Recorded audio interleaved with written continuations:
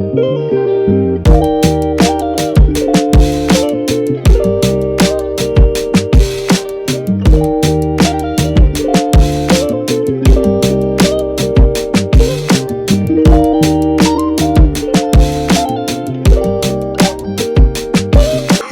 మేము చాలా ఇబ్బంది పడుతూ చాలా ఎంజాయ్ చేస్తున్నాం. ఇంట్లో లేని ఆనందాన్ని ఇక్కడ చాలా బాగా ఎంజాయ్ చేస్తున్నాం.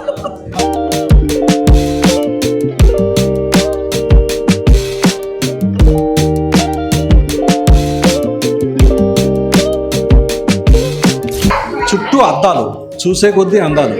ఈ వింత అనుభూతి విశాఖ సాగర తీరంలో సరికొత్తగా ఏర్పాటైంది.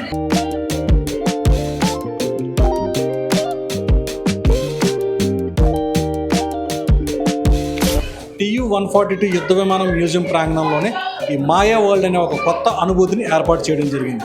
ఇప్పుడు అసలు ఈ అనుభూతి ఏ విధంగా ఉంటుంది, ఇది ఎలాగ ఏర్పాటు చేశారనే దానికి ఇప్పుడు మనతో పాటు ఇప్పుడు నిర్వాహకులు ఉన్నారు, దీన్ని అడిగి తెలుసుకుందాం. అసలు ఈ మాయా వరల్డ్ ఏర్పాటు గల కారణం ఏంటి, దీని ఉద్దేశం ఏంటండి? ఇది నేను ఇంతకుముందు నేవీలో ఉద్యోగం చేస్తూ రిటైర్ అయ్యానండి. వ్యాపార రీత్యా నేను దుబాయ్లో చూసినప్పుడు ఇటువంటి కొత్త ఆకర్షణ నాకు చాలా మైండ్లో నచ్చింది. సో ఇది ఏ విధంగా ఉంటుందో మన ప్రజలకు తీసుకొస్తే ఏ విధంగా ఉపయోగపడుతుందని నేను దీని గురించి స్టడీ చేసి చైనా, జపాన్ లాంటి దేశాలు తిరిగి సో ఇటువంటి కొత్త రకం అనుభూతి మన విశాఖ ప్రజలకి తీసుకొచ్చి అందజేయాలన్న కోరికతో ఇక్కడ నెరవేర్చడం జరిగింది. ఇది గతంలో ఏ దేశంలో ఉన్న ఇటువంటి మనకి దుబాయ్, చైనా, జపాన్, న్యూయార్క్ లాంటి సిటీస్లో వరకు మాత్రమే ఉన్నాయి. సో ఫస్ట్ టైం ఇండియాలో మనకి ఇటువంటి ఎక్కడ చెప్పడం వల్ల అది కూడా మన విశాఖపట్నంలో తీసుకురావడం చాలా గర్వకారణం.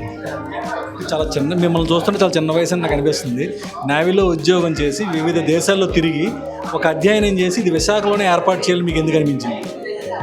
ఎందుకంటే నేను విశాఖవాసిగా ఇక్కడి నుంచి ఈ యుద్ధ విమానం మ్యూజియం కూడా నేనే ఏర్పాటు చేశానండి. 2017లో నేను కమాండర్ కింద ఉద్యోగం చేస్తున్నప్పుడు ఈ విమానం నడిపేవాడిని. సో అప్పట్లో చంద్రబాబు నాయుడు గారు హయాంలో ఈ విమానం ఇక్కడ తీసుకొచ్చి మ్యూజియం కానీ చేసి ఏర్పడడం కూడా జరిగింది. అది కూడా నేనే చేశాను.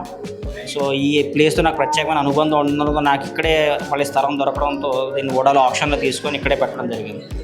ఈ మాయా వరల్డ్ యొక్క థీమ్ ఏంటి అసలు? దీని ద్వారా మీరు ఏం చెప్పదలుచుకుంటారు?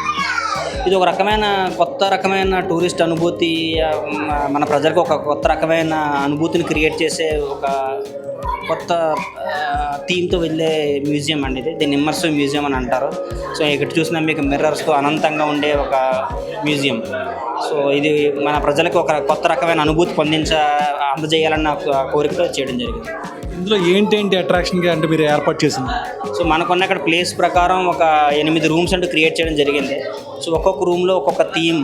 ఇప్పుడు ఈ రూమ్ చూసారంటే పరదాలుగా ఉన్నట్టుగా, ఇంకో రూమ్లో వెళ్తే మీకు ఏదో సోలార్ సిస్టంలో ఉన్నట్టుగా, ఒక రూమ్లో తిరిగే బ్రిడ్జ్, ఒక రూమ్లో మిర్రర్ మేజ్, అలాగా పిల్లలు, పెద్దలు, ఆడవాళ్ళు అందరికీ కూడా ఉపయోగపడే విధంగా, అందరికీ అందరి ఏజ్స్కి నచ్చే విధంగా ఒక్కొక్క రూమ్ ఒక్కొక్క విధంగా డిజైన్ చేయడం జరిగింది.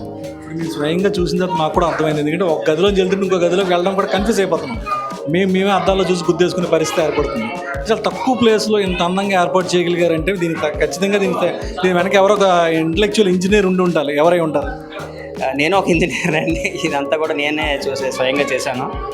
సో దీన్ని కోసం నేను ప్రత్యేకంగా బృందాలను మన దుబాయ్ నుంచి, శ్రీలంక నుంచి కూడా దీన్ని ఫిక్స్ చేయడానికి నేను ఇంజనీర్ గారు పిలిపించి చేయించాను. సుమారుగా ఎంత ఇన్వెస్ట్ చేస్తుంటారు దీని గురించి? సుమారుగా 2.5 crores వరకు ఇన్వెస్ట్మెంట్ అయింది.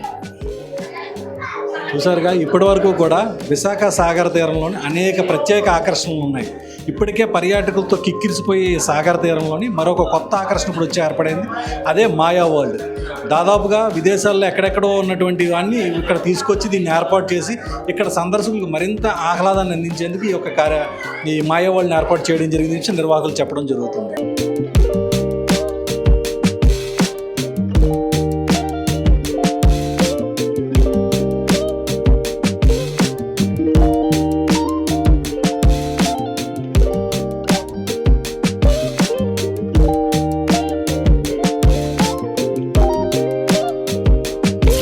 చాలా బాగుందండి. ఇదే ఫస్ట్ టైం వైజాగ్లో ఇలాంటిది పెట్టడం. చాలా డిఫరెంట్గా ఉంది. ఎక్కడో దుబాయ్ అలాంటి ప్లేసెస్లో ఉండే ఇలాంటిది వైజాగ్లో రావడం చాలా హ్యాపీగా ఉంది. చాలా బాగుందండి. నిజంగా ఒకప్పుడు ఎప్పుడో చూసామండి మహాభారతం అట్లోన, అలాగే ఉందండి ఇప్పుడు కూడా. అలాంటి పౌరాణికంగా వాళ్ళు ఎంత ఇబ్బంది పడ్డారో తెలియదు. ఈరోజు మేము చాలా ఇబ్బంది పడుతూ చాలా ఎంజాయ్ చేస్తున్నాం. చాలా ఏం చూసామంటే కళ్ళతో నోటితో చెప్పేవంటూ ఏం లేదు. అన్నీ అదొక ఏదో స్వర్గంలో ఉన్నట్టుంది. విశాఖలో ఇప్పటికే మీకు అనేక సందర్శన స్థలాలు ఉన్నాయి. ఇప్పుడు కొత్తగా ఇది ఒకటి ఏర్పాటు అయింది కదా, మీకు ఏమనిపిస్తుంది? చాలా బాగుందండి. ప్రజలు ఎప్పుడు చూడడం వింత ఇది. చాలా హ్యాపీగా ఫీల్ అవుతారు పిల్లలు అందరూ. చాలా అడ్వెంచర్గా ఉంది ఇది. మాకు ఏంటంటే ఒక రకమైన ఇంట్లో లేని ఆనందాన్ని ఇక్కడ చాలా బాగా ఎంజాయ్ చేస్తాం. ఇంట్లో ఆడవాళ్ళం వంట పని అది చేసుకొని ఉంటాము. ఇలా బయటకు వచ్చి చాలా ఆనందిస్తాం. చాలా బాగుందండి. బయట అనుకున్న దానికన్నా మేము ఇన్స్టాగ్రామ్లో చూసి వచ్చాము. మధ్యాహ్నం ఇన్స్టాగ్రామ్ చూసాము. చూసి ఇన్స్టాగ్రామ్ చూసిన దానికన్నా ఇక్కడ చాలా బాగుంది, అద్భుతంగా. పిల్లలు చాలా ఎంజాయ్ చేశారు. ముఖ్యంగా మా బాబు పాప చాలా బాగా ఎంజాయ్ చేశారు. Thank you.